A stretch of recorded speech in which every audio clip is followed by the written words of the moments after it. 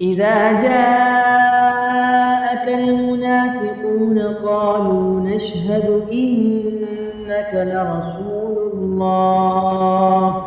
والله يعلم إنك لرسوله والله يشهد إن المنافقين لكاذبون اتخذوا أيمانهم جنة فصدوا عن سبيل الله إنهم ساء ما كانوا يعملون ذلك بأنهم آمنوا ثم كفروا فطبع على قلوبهم فهم لا يفقهون وإذا رأيتهم تعجبك أجسامهم وإن يقولوا تسمع لقولهم كأنهم خشب مسندة يحسبون كل صيحة عليهم هم العدو فاحذرهم قاتلهم الله أنى يؤفكون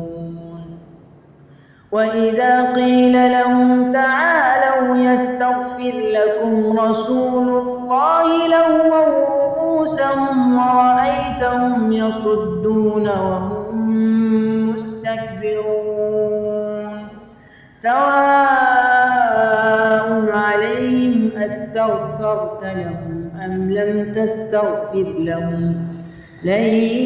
يغفر الله لهم إن الله لا يهدي القوم الفاسقين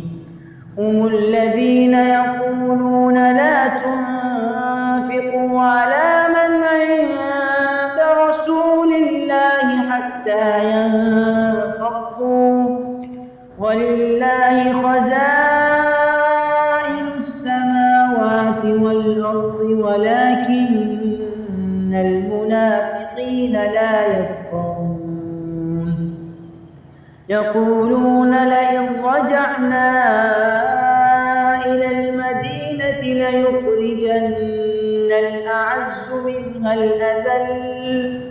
ولله العزة ولرسوله وللمؤمنين ولكن المنافقين لا يعلمون يا أيها الذين آمنوا لا تلهكم أموالكم ولا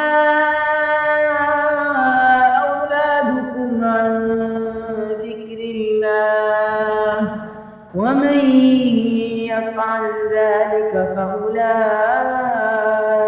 هم الخاسرون وأنفقوا مما رزقناكم من قبل أن يأتي أحدكم الموت فيقول رب لولا أخرتني إلى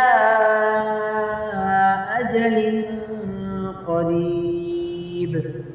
فأصدق وأكن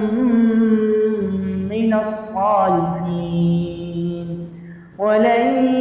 يؤخر الله نفسا إذا جاء أجلها والله خبير بما تعملون.